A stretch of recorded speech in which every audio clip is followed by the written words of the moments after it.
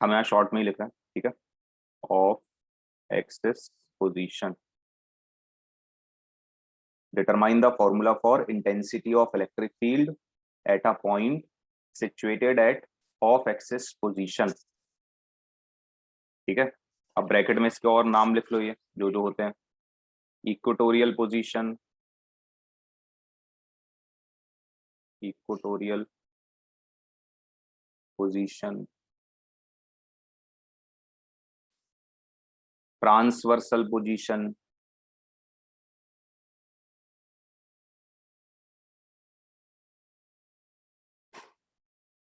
ये ट्रांसवर्सल लिखा हुआ है ना, तो अच्छे से लिख, ट्रांसवर्सल पोजीशन,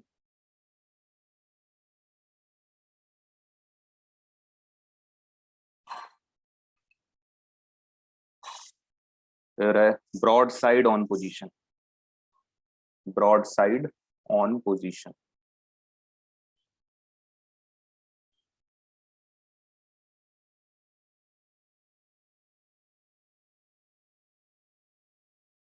ठीक।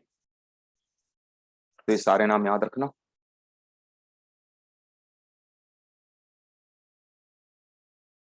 ठीक। अच्छा, एक तरीके से और पूछा जाता है, तो वो अभी हम तुमको ओरल पढ़ के बता देंगे, तो तुम समझ जाओगे, उसको नहीं लिख पा रहे। ठीक है,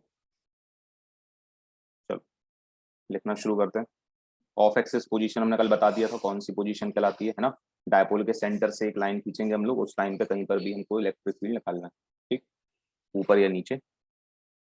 लिखो, let there is an electric dipole, let there is an electric dipole. जो कल अपन ने सपोजिशन लिखा था ना स्टार्टिंग में, सेम वही सपोजिशन है, हम रीड कर रहे हैं। तुम लोग कल वाला डेरिवेशन निकालो, कल वाला स्टार्टिंग से डेरिवेशन निकालो पहले। देखो उसमें लिखा है let there is an electric dipole having charge -q and +q separated by distance 2l, ठीक है।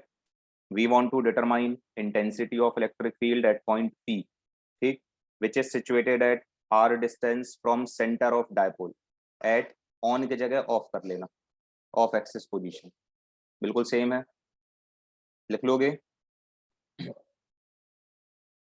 जितनी लाइन में वो आया था उतनी लाइन छोड़ दो, जल्दी बोलो, स्किप करें। अब ऐसा नहीं करना कि अब स्किप करें तो स्किप ही रह जाए, वो लिखना है वो, है ना, तभी याद होगा। चलो तो है तो वही सब है ना। तो एक क्या करना है, सबसे पहले तो डायपोल बनाना है, अब डायग्राम सीखना सब अच्छे से, ठीक। सबसे पहले क्या करेंगे हम लोग, एक डायपोल बनाएंगे। अभी तुम लोग थोड़ा सा रुकना, फिर डायग्राम बनाना, ठीक है। देखो, सबसे पहले तो एक डायपोल जो बनाना ही है, ठीक। इसके पास कितने चार्जेस हैं, दो चार्जेस, एक -q चार्ज है, एक +q चार्ज है। दोनों के बीच का डिस्टेंस कितना है, 2l, ठीक है। 2l तो पता ही है हमको, तो हम लोग क्या करते हैं, ये l वाला बना लेते हैं, ये l है, ये भी l है, ठीक है। टोटल कितना है, 2l, ठीक।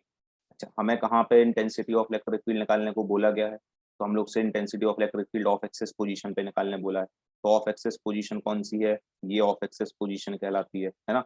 ऊपर हो चाहे नीचे हो, तो अपन ऊपर बना लेते हैं, ठीक, नीचे अपन नहीं बनाते। तो हमें ऑफ एक्सिस पोजीशन ऊपर ले ली, ठीक। ऊपर हमने यहाँ पे एक पॉइंट पी सपोज किया, इस पी पॉइंट पे हमसे क्या बोला गया, इंटेंसिटी ऑफ इलेक्ट्रिक फील्ड निकालना। पी पॉइंट कहाँ हमने लिया है, तो हमने P point of axis position पे लिया है, ठीक है।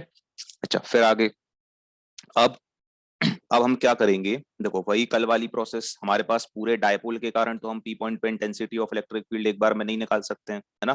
तो हम क्या करेंगे, एक बार इस -q चार्ज के कारण पी पॉइंट पे इंटेंसिटी ऑफ इलेक्ट्रिक फील्ड निकालेंगे, एक बार +q चार्ज के कारण पी पॉइंट पे इंटेंसिटी ऑफ इलेक्ट्रिक फील्ड निकालेंगे, ठीक है। फिर उसकी डायरेक्शन बनाएंगे कि डायरेक्शन कहाँ आ रही है इलेक्ट्रिक फील्ड की, पी पॉइंट पे दोनों के कारण, ठीक है। अच्छा, अब यदि हमें इस -q चार्ज के कारण पी पॉइंट पे इंटेंसिटी ऑफ इलेक्ट्रिक फील्ड निकालनी है, ठीक है। अच्छा, एक और चीज, ये पी पॉइंट जो है वो सेंटर ऑफ डायपोल से कितने डिस्टेंस पे है, r डिस्टेंस पे, है ना, लिखा है अपन ने सपोजिशन में, ठीक। अब यदि हमें इस -q चार्ज के कारण पी पॉइंट पे इंटेंसिटी ऑफ इलेक्ट्रिक फील्ड निकालना है, ठीक है, तो हमें क्या करना, हमें किस चीज की जरूरत पड़ेगी, हमें इस -q से लेके पी पॉइंट तक के डिस्टेंस की जरूरत पड़ेगी, है ना। क्यों, क्योंकि अपॉन में डिस्टेंस का स्क्वायर आता है, ठीक है, और वो डिस्टेंस कौन सा होता है, तो चार्ज से लेके पी पॉइंट तक का डिस्टेंस होता है। ठीक, तो हम क्या करेंगे, इस माइनस क्यू से लेके पी पॉइंट तक एक लाइन बना देंगे। ठीक है, तो एक लाइन अपन ये बना लेते हैं। ये वाली लाइन जो है ये तुम लोग थोड़ा कैसे बनाओगे, डॉटेड बनाओगे। ठीक, हालांकि सॉलिड भी चल जाएगी, कोई दिक्कत नहीं। तो हमने देखो यहाँ से माइनस क्यू से लेके पी पॉइंट तक एक लाइन ड्रॉ कर ली, क्योंकि हमें ये वाला डिस्टेंस चाहिए है। ठीक, वैसे ही हमें प्लस क्यू के कारण भी पी पॉइंट पे इंटेंसिटी ऑफ इलेक्ट्रिक फील्ड निकालनी है, इसलिए हम क्या करेंगे, इस प्लस क्यू से भी एक लाइन यहाँ से पी पॉइंट तक खींच लेंगे। ठीक है, तब तो हमें डिस्टेंस ही मिलेंगे। अच्छा, यहाँ पे जहाँ चार्जेस बनाते हो यहाँ पे थोड़ा सा ऐसे पॉइंट चार्ज बना दिया करो, ठीक है, ताकि वो दिखाई दे बॉडी टाइप। चलो फिर आगे, अब हमें ये वाला डिस्टेंस चाहिए, कौन सा, माइनस क्यू से लेके पी तक का। तो देखो हमारे पास एल है, हमारे पास आर है, तो हम ये वाला डिस्टेंस निकाल सकते हैं पाइथागोरस लगा के। ठीक है, तो ये वाला डिस्टेंस हमारा कितना आ जाएगा, square root of R square plus L square, है ना। तो ये डिस्टेंस हमारा आ जाएगा square root of R square plus L square. ये वाला डिस्टेंस भी उतना ही आएगा, क्योंकि ये आर है ये एल है ना। तो इस तरफ का भी ये डिस्टेंस तो वही आने वाला है, तो आर स्क्वायर प्लस एल का स्क्वायर। ठीक, अच्छा, अब इसके आगे अभी अपन ये मैग्नीट्यूड लिख लेंगे, पहले डायरेक्शन बना लेते हैं।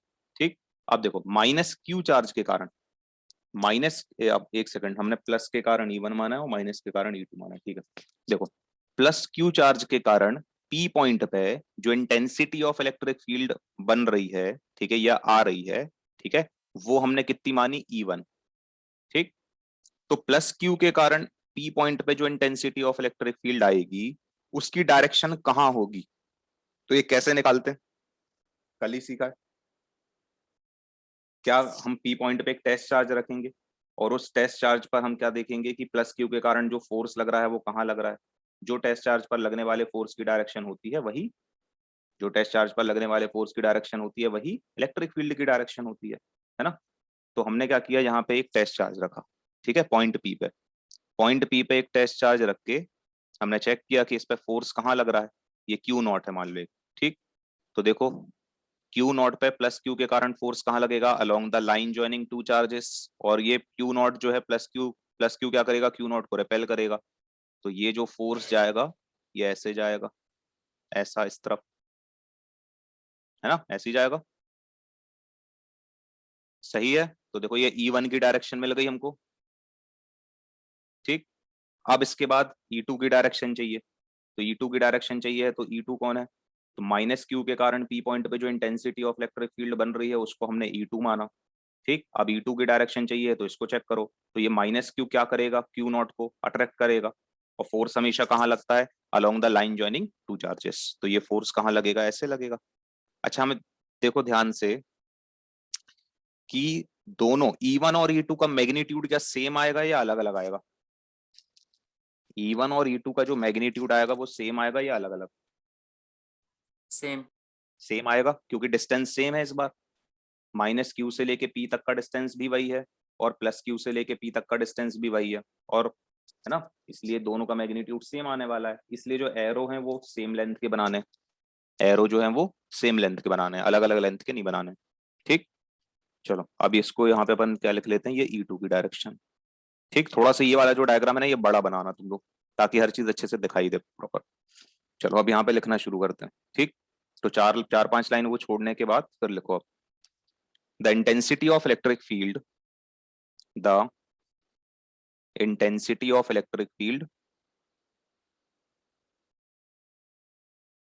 the intensity of electric field at point P, at point P due to plus q charge, due to plus q charge is given by कितना आएगा, तो E1 इक्वल टू 1/4π ε0, है ना, इनटू यहाँ पे कितना आ जाएगा, Q अपॉन डिस्टेंस कितना है अपना, square root of R square plus L square का होल स्क्वायर आएगा। ठीक, तो चाहो तो डायरेक्ट लिख लो या एक स्टेप बढ़ा के लिख लेना, हम डायरेक्ट लिख रहे हैं। तो ये आने वाला है R square plus L square. ठीक, स्क्वायर रूट कैंसिल हो जाएगा, तो ये बन गई इक्वेशन नंबर 1। ठीक है, ऐसे E2 के लिए लिख लेना, सेम यही लाइन लिखो, बस माइनस क्यू लिख देना यहाँ पे। The intensity of electric field at point P due to minus Q charge is given by, ठीक, तो ये कितना आ जाएगा E2, तो E2 कितना आएगा, सेम वही आने वाला है 1/4πε0 इंटू क्यू अपॉन, तो देखो माइनस क्यू से लेके P तक का डिस्टेंस भी वही है ना, और इसका होल स्क्वायर करेंगे तो ये कितना आ जाएगा R² प्लस L का स्क्वायर, ठीक, तो ये भी आ गई क्वेश्चन नंबर 2।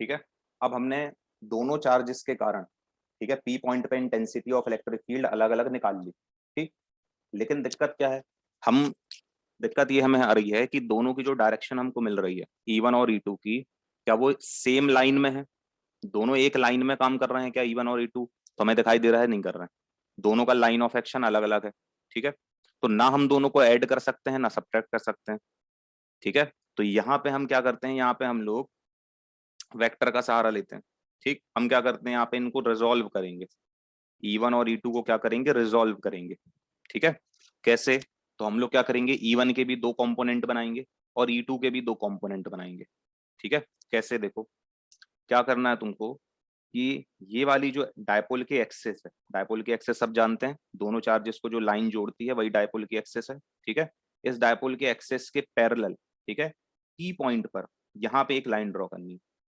डायपोल के एक्सिस के पैरेलल देखो एक लाइन, ये इस वाले कलर से नहीं बना, एक सेकंड, ये डायपोल के एक्सिस के पैरेलल हमने यहाँ पे एक ये लाइन ड्रॉ करी, ठीक, ऐसे, अब या तो लाइन ड्रॉ करी या इसके ऐसे दो दो कंपोनेंट बना लेना, जैसा भी तुमको समझ आए तो, ठीक है, देखो अब इसके बाद क्या करना है, E1 जो देखते हो, पहले एंगल बना लेते हैं ना, एंगल नहीं बनाया अभी, देखो ये वाला एंगल कितना है, थीटा, ठीक है, ये वाला एंगल भी कितना रहेगा, थीटा ही रहेगा, ठीक है, सेंटर से निकाली ये लाइन अपन ने, ठीक है, दोनों एंगल कैसे रहेंगे, बराबर ही रहेंगे, ठीक, ये थीटा है तो ये वाला एंगल कितना हो जाएगा, ये भी थीटा हो जाएगा, ठीक है, और ये थीटा है तो ये वाला एंगल भी कितना हो जाएगा, ये भी थीटा हो जाएगा, ठीक, एंगल समझ आ गए। अब E1 के दो कंपोनेंट बनाना है, E2 के भी दो कंपोनेंट बनाना है, ठीक है, नहीं रिजल्टेंट से नहीं करना है इसको, इसको ऐसे ही करना है डेरिवेशन को, देखो अब क्या करना है, E1 के दो कंपोनेंट, E1 के दो कंपोनेंट कैसे बनेंगे, तो एक हॉरिजॉन्टल बनाना है कंपोनेंट और एक वर्टिकल बनाना है, ठीक है, तो E1 का एक कंपोनेंट हमने कहाँ बनाया, ये बनाया वर्टिकल डायरेक्शन में, E1 का एक कंपोनेंट ये बना वर्टिकल डायरेक्शन में, ठीक है, तो दूसरा कहाँ बनेगा, दूसरा हॉरिजॉन्टल पहले वाले के परपेंडिकुलर, ठीक है, तो पहले वाले के परपेंडिकुलर मतलब ऐसा बनेगा, ये बन गया, ठीक, तो ये E1 के दो कंपोनेंट बन गए, वैसे ही E2 के दो कंपोनेंट बनाने, तो E2 के दो कंपोनेंट, एक सेकंड कलर ले लें कौन सा, ये रेड ले लें, E2 के दो कंपोनेंट कहाँ बनेंगे, एक वर्टिकल डायरेक्शन में एक हॉरिजॉन्टल, तो एक ये बन गया लो E2 का, ठीक है, और दूसरा कंपोनेंट तो इसी डायरेक्शन में आएगा ऐसे ही, ठीक, तो अब नाम लिखते हैं, देखो ये वाला जो कंपोनेंट है E1 का, इसका नाम क्या होगा जल्दी से बताओ, साइन या cos, E1 sin theta, sin theta. ठीक ठीक ठीक, इसमें रिप्लाई जब तुम लोग करो आंसर वाले तो इसमें भेज दिया करो छोटे छोटे, तो एकदम से सब नहीं तो माइक ऑन कर लेते हो, तो ये वाला क्या आएगा, E1 sin थीटा, ठीक है, वैसे ही ये वाला कंपोनेंट जो हमें मिलेगा यहाँ पे, ये आएगा कौन सा तुम्हारा, E1 cos थीटा, है ना, वैसे ही E2 के देखो, E2 के जो दो कंपोनेंट हमने बनाए हैं, तो ये वाला जो कंपोनेंट है, ठीक है, ये वाला कंपोनेंट हमें कौन सा मिलेगा, ये मिलेगा हमें E2 sin थीटा, है ना, क्योंकि ये नीचे है, इस तरफ है, एंगल नहीं है यहाँ पे, और ये वाला जो कंपोनेंट मिलना है E2 का, ये E2 cos थीटा, ठीक, तो हमने दोनों के दो दो कंपोनेंट्स बना लिए, अब हमें बिल्कुल क्लियरली दिखाई दे रहा है, अच्छा E1 और E2 का मैग्नीट्यूड तो सेम था, देखो इक्वेशन 1 और 2 को चेक करो, दोनों का मैग्नीट्यूड सेम है, ठीक है, तो यहाँ देखो ध्यान से, तो ये वाला जो E1 है, ये E1 ये E2, इन दोनों का मैग्नीट्यूड तो सेम है, और दोनों को साइन थीटा से मल्टीप्लाई कर दिया है, ठीक है, तो ये जो पूरा मैग्नीट्यूड आएगा इसका E1 साइन थीटा का और E2 साइन थीटा का, दोनों का मैग्नीट्यूड सेम आएगा, ठीक है, और दोनों की डायरेक्शन अपोजिट है, तो दोनों एक दूसरे के इफेक्ट को कैंसिल कर देंगे, ठीक, अब बचा कौन सा, केवल ई कॉस थीटा वाले कंपोनेंट, है ना, तो कॉस थीटा वाले दोनों कंपोनेंट देखो ध्यान से, क्या दोनों सेम डायरेक्शन में काम कर रहे हैं, है ना। ये हमने थोड़ा सा छोटे बड़े इसलिए बनाए हैं ताकि दोनों दिखाई दे, ठीक। तो E1 cos थीटा और E2 cos थीटा, ठीक है, दोनों कैसे हैं, सेम डायरेक्शन में काम कर रहे हैं, ठीक है। तो अब हम resultant electric field point P पे कैसे निकालेंगे, तो हम दोनों cos थीटा वाले कंपोनेंट को ऐड कर देंगे, क्योंकि वही बस बच रहे हैं। समझ आ गया, डायग्राम पूरा सबको क्लियर है, डायग्राम बना लो अच्छे से।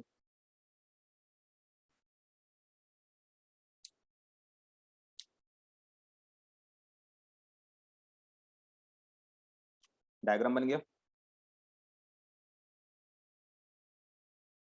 यस सर बन गया। ठीक है, 1 मिनट। बना लो बना लो।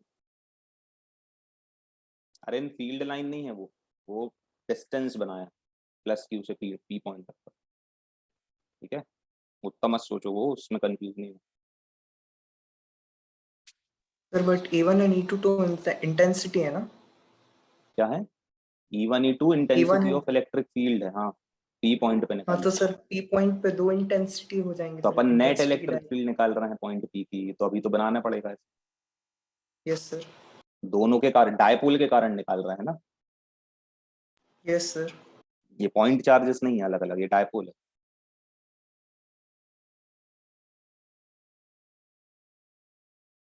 ठीक, अच्छा अब साइन लेके नहीं चलना है, साइन की टेंशन नहीं लो, ठीक है। साइन इसलिए अपन देखो लेके नहीं चल रहे हैं क्योंकि अपन ये एरो के हिसाब से अपन ले लेते हैं, माइनस प्लस, ठीक।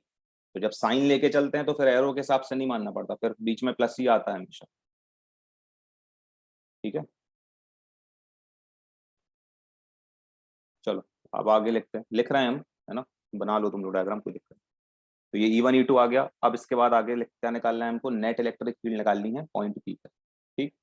यहाँ पे लिखते हैं intensity net electric field at point P is given by, net net electric field या intensity of electric field at point P is given by,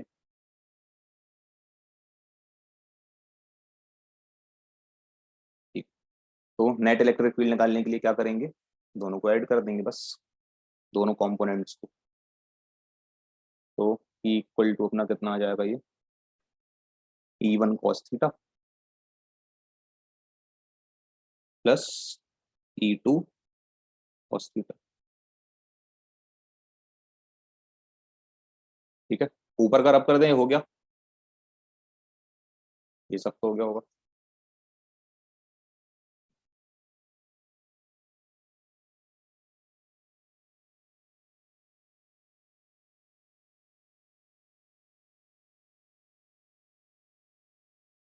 ठीक है, लिखो आगे, दोनों की वैल्यू पुट करो, तो E इक्वल टू आ जाएगा, E1 कितना था अपना और E2 कितना था, दोनों की वैल्यू रख दो, 1/4 pi epsilon naught into Q upon R square plus L का स्क्वायर, ठीक है। और ये जो cos थीटा है E1 के साथ, ये एज इट इज रहेगा,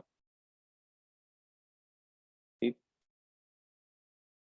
प्लस E2 की वैल्यू भी वही है, 1/4 pi epsilon naught into Q/R square plus L square into, और ये वाला भी देखो, ये जो cos थीटा है ये एज इट इज रहेगा। तो हमने E1 और E2 की वैल्यू बस पुट करी है, ठीक।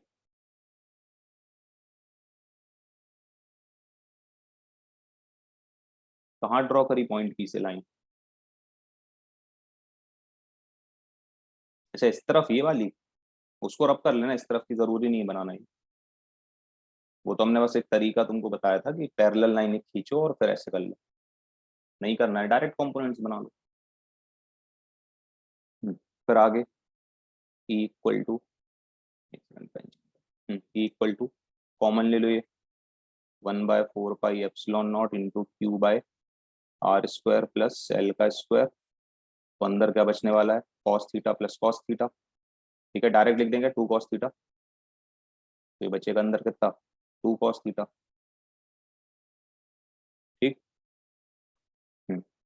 फिर E इक्वल टू, अब क्या करना है तुमको, अब यहाँ से cos थीटा की वैल्यू निकालेंगे हम लोग, ठीक है, तो कॉस थीटा की वैल्यू कहीं से भी निकाल लो, ये देखो ये है थीटा, ठीक है, ये थीटा है, तो कॉस थीटा कितना आएगा बताओ, बताओ तुम लोग भी बताओ जल्दी। B by H L L L by square root of R square plus L square, ये थीटा है ना, कहीं से भी निकाल लो, वैल्यू उतनी आने वाली है। तो थीटा, एक कॉस थीटा की वैल्यू रिप्लेस कर दो, इस टू को हम सामने लिख दे रहे हैं, ठीक, बार बार वो करेगा। तो two into 1/4 pi epsilon naught into Q by R square plus L square, ठीक है, और इंटू ये जो कॉस थीटा है इसकी वैल्यू कितनी आ रही है, L upon square root of R square plus L का स्क्वायर, ठीक। ये नीचे का रब कर दें आप,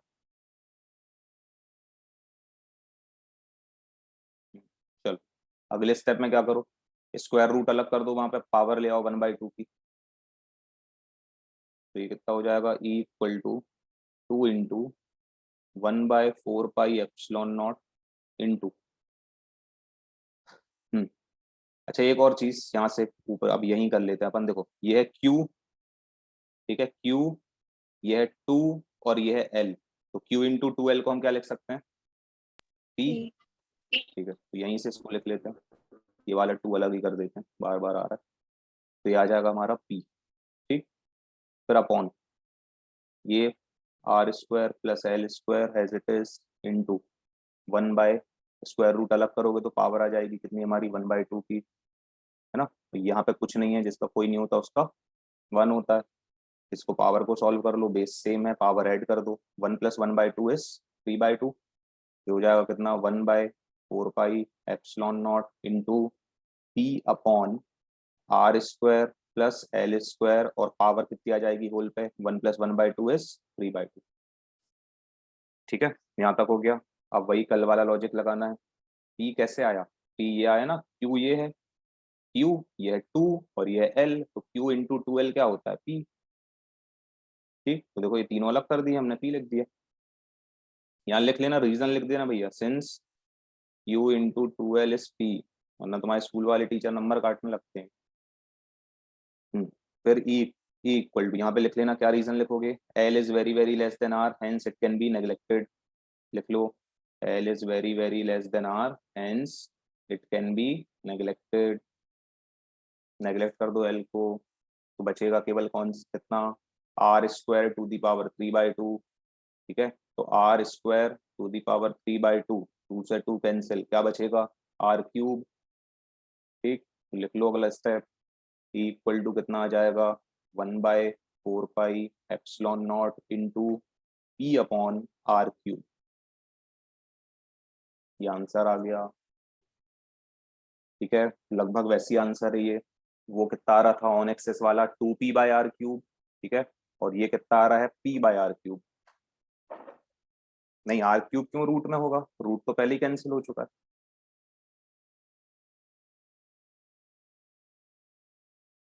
ना, कहाँ सब सही है, देखो ये एल कैंसिल हो गया, R R square to the power 3/2, two से टू कैंसिल,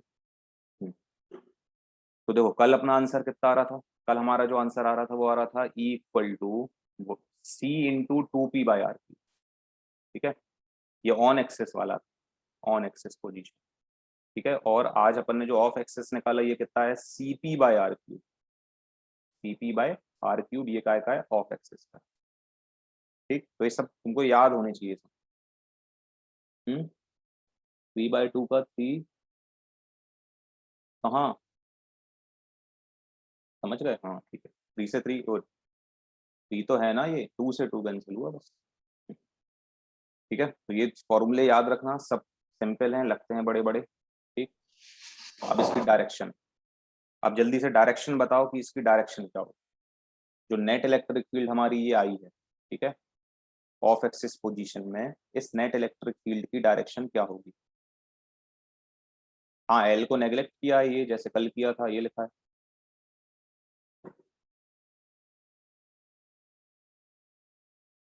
ठीक है, दिया सही आंसर तुमने, ठीक है, बढ़िया, तो नेट इलेक्ट्रिक फील्ड क्या आएगी, opposite to the direction of dipole moment. दिख रहा है सबको? देखो E1 cos net electric field किसके कारण आ रही है, कॉस थीटा वाले कंपोनेंट्स के कारण आ रही है, और दोनों कॉस थीटा वाले कंपोनेंट्स ये जो बने हैं इनकी डायरेक्शन देखो इस तरफ है, ठीक है, और डायपोल मूवमेंट की डायरेक्शन नेगेटिव टू पॉजिटिव इस तरफ है, ठीक। तो देखो नेट इलेक्ट्रिक फील्ड जो आ रही है, ठीक है, वो किस तरफ है, opposite to the direction of dipole movement, ठीक है। Net electric field of axis position में जो हमें नेट इलेक्ट्रिक फील्ड मिलती है वो कैसी मिलती है, opposite to the direction of dipole moment. हम यदि ये पी पॉइंट नीचे लेते तो भी अपोजिट ही मिलती, ऊपर लिया है तो भी अपोजिट मिली है, ठीक है। तो हम ऑफ एक्सिस पोजीशन में पी पॉइंट कहीं पर भी ले लें, हमेशा हमें जो नेट इलेक्ट्रिक फील्ड मिलेगी वो कैसी मिलेगी, opposite to the direction of dipole moment, ठीक। क्या हो गया सूजल, 2 cos थीटा से L कैसे बन गया, ये cos थीटा है ना, इस cos थीटा की वैल्यू निकालो यहाँ से, ये ट्राइंगल है जो ये वाला, कितनी आएगी, L upon square root of R square plus L square, ये वाला जो 2 था देखो हमने ये सामने लिख दिया है, इसलिए जब हम समझाते हैं तब सुना करो एक एक स्टेप अच्छे से, ठीक है, फिर लिख लिया करो, हम रुक जाएंगे।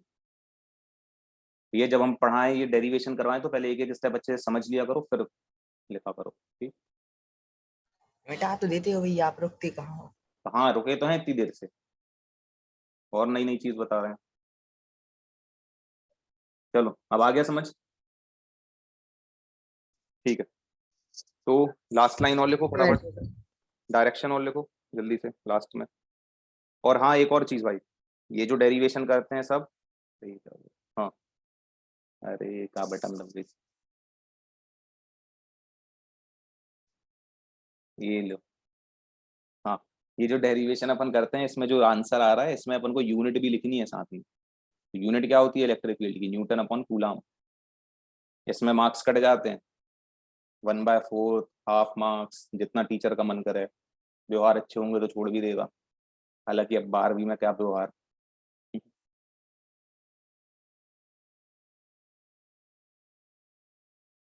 क्वेश्चन इसके ऐसे नहीं आते, डेरिवेशन ही आते हैं ये एग्जाम में पूरे, इस पर बेस्ड ऐसे क्वेश्चन वगैरह तो नहीं आते हैं ज्यादा, सीधे डेरिवेशन ही आता है। चलो लिख लिया, द डायरेक्शन क्या लिखा, direction is opposite to the direction of dipole moment, ठीक है। The direction of electric field is always opposite to the direction of dipole moment.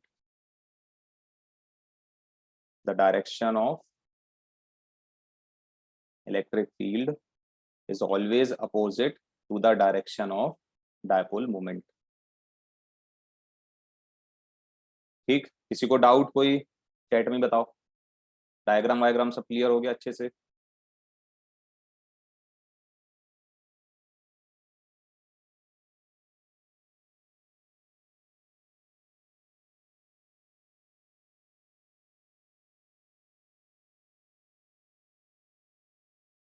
क्या करेंगे सर, देखो बिना उसका तो हम तो नहीं करवाते हैं, हम यही वाला फॉलो करते हैं डेरिवेशन, ये इजी है, ठीक है।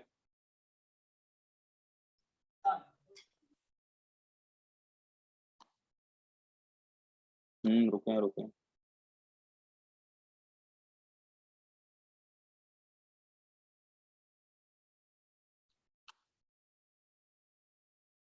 एग्जाम अभी पहले पढ़ तो लो, एग्जाम आने दो, एग्जाम टाइम पे सब बता दिए ना।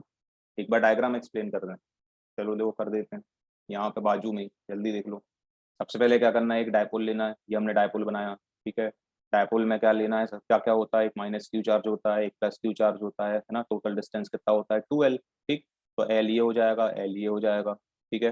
फिर क्या करेंगे, फिर हमें निकालना कहाँ पे, intensity of electric field of axis position पे। ऑफ एक्सिस पोजीशन कौन सी कहलाती है, तो डायपोल के सेंटर से एक ऐसी लाइन खींच दो, ठीक है, ये ऑफ एक्सिस पोजीशन है। अब यहाँ पे एक पॉइंट P सपोज करो, इस P पॉइंट पे क्या निकालना है, इंटेंसिटी ऑफ इलेक्ट्रिक फील्ड, ठीक। अच्छा, जिस पॉइंट पे भी हमें इंटेंसिटी ऑफ इलेक्ट्रिक फील्ड निकालनी होती है, हमेशा उस पॉइंट का डिस्टेंस डायपोल के सेंटर से लिया जाता है। तो डायपोल के सेंटर से P पॉइंट तक का डिस्टेंस कितना लिया अपन ने, R लिया, ठीक है। अच्छा, अब हम क्या करेंगे, प्रोसेस वही है, माइनस क्यू के कारण पी पे निकालना है हमें इंटेंसिटी ऑफ इलेक्ट्रिक फील्ड, एक बार प्लस क्यू के कारण पी पे इंटेंसिटी ऑफ इलेक्ट्रिक फील्ड निकालना है। ठीक है, तो क्या करो, माइनस क्यू के कारण यदि पी पे इंटेंसिटी निकालनी है तो हमें डिस्टेंस चाहिए पड़ेगा माइनस क्यू से पी तक का, है ना, इसलिए हमने क्या किया, इसको ऐसे जोड़ दिया, ये डिस्टेंस निकाल लेंगे फिर अपन। ऐसी प्लस क्यू के कारण पी पे निकालनी है तो डिस्टेंस चाहिए रहेगा, इसलिए इसको भी जोड़ दिया ऐसी लाइन एक। ठीक, फिर ये वाला देखो, ये एल है, ये आर है, तो पाइथागोरस लगा के हम ये वाला डिस्टेंस निकाल लेंगे, स्क्वायर रूट में, ठीक है, कितना आया था, square root of R square plus L square, वही यहाँ पे भी आएगा। ठीक, अब डिस्टेंस आने के बाद क्या करना है, डायरेक्शन बनानी है इसकी, इलेक्ट्रिक फील्ड की। ठीक, तो प्लस क्यू के कारण पी पॉइंट पे जो इंटेंसिटी ऑफ इलेक्ट्रिक फील्ड बन रही है वो कितनी है, E1। ठीक, तो E1 की डायरेक्शन कैसे निकालेंगे, तो पी पॉइंट पे क्या एज्यूम करते हैं हम लोग, एक टेस्ट चार्ज। ठीक है, यहाँ पे एक टेस्ट चार्ज रखो Q0, इस Q0 पे ये प्लस क्यू जिस डायरेक्शन में फोर्स लगाएगा वही E1 की डायरेक्शन होती है ना, ये बता चुके हैं। तो देखो प्लस क्यू इस पे फोर्स कहाँ लगाएगा, ऐसे फोर्स लगाता है along the line joining two charges, है ना। ऐसी माइनस क्यू इस Q0 पे कहाँ फोर्स लगाएगा, इस डायरेक्शन में लगाएगा। ठीक, तो माइनस क्यू के कारण पी पे इंटेंसिटी ऑफ इलेक्ट्रिक फील्ड कितनी बन रही है, E2, तो E2 की डायरेक्शन भी हमको मिल गई, तो ये E1 की डायरेक्शन है और ये E2 की डायरेक्शन है, दोनों का मैग्नीट्यूड कैसा आ रहा है, सेम, इसलिए जो एरो की लेंथ है वो कैसी आएगी, सेम। ठीक है, फिर क्या करना है, अब E1 और E2 जो हमें दिख रहे हैं दोनों का मैग्नीट्यूड सेम है, लेकिन जो डायरेक्शन है वो एक लाइन में नहीं है, एक लाइन में नहीं है, इसलिए अभी हम E1 E2 को ना ऐड कर सकते हैं ना सब्ट्रैक्ट कर सकते हैं, इसलिए हमने क्या किया, E1 E2 के कॉम्पोनेंट्स बनाए। तो E1 के दो कॉम्पोनेंट बना दिए, एक वर्टिकल एक हॉरिजॉन्टल, तो ये एक वर्टिकल कंपोनेंट बनाया, एक हॉरिजॉन्टल कंपोनेंट बनाया। ठीक, वो लाइन वाइन वाला भूल जाओ, चलो डायरेक्ट बनाओ। ठीक, ऐसे हमने क्या किए, E2 के दो कंपोनेंट बनाए, E2 के दो कंपोनेंट, एक ये वर्टिकल बना दिया और ये हॉरिजॉन्टल बना दिया ऐसे। ठीक है, बस दोनों को लिख लो। अब एंगल तो पता ही है, ये थीटा, ये भी थीटा होगा, है ना। अब ये थीटा है तो ये थीटा आएगा, ये वाला, ये थीटा है तो ये ऊपर वाला थीटा आएगा। ठीक, तो ये कितना हो जाएगा, E1 साइन थीटा, और ये कितना कंपोनेंट आएगा, E1 कॉस थीटा। वैसे ही ये वाला E2 के दो कंपोनेंट कौन कौन से आएंगे, ये आएगा E2 कॉस थीटा और ये वाला कितना आएगा, E2 साइन थीटा। बन गया डायग्राम, इसका डायग्राम ही मेन। ठीक है, डायग्राम यदि तुम बना लोगे तो फिर तुमसे सॉल्व करते तो बन जाएगा मैथ से। ठीक, और आसान भी है, कोई टफ नहीं है ना, रट नहीं सकते, लेकिन रटना नहीं है, रटोगे तो भूल जाओगे। बच्चे समझ लो, रेगुलर ज्वाइन करो क्लास, सब बनेगा। लास्ट 1 मिनट, जल्दी से रिज्वाइन कर लो। ठीक, अगला डेरिवेशन करते हैं फिर।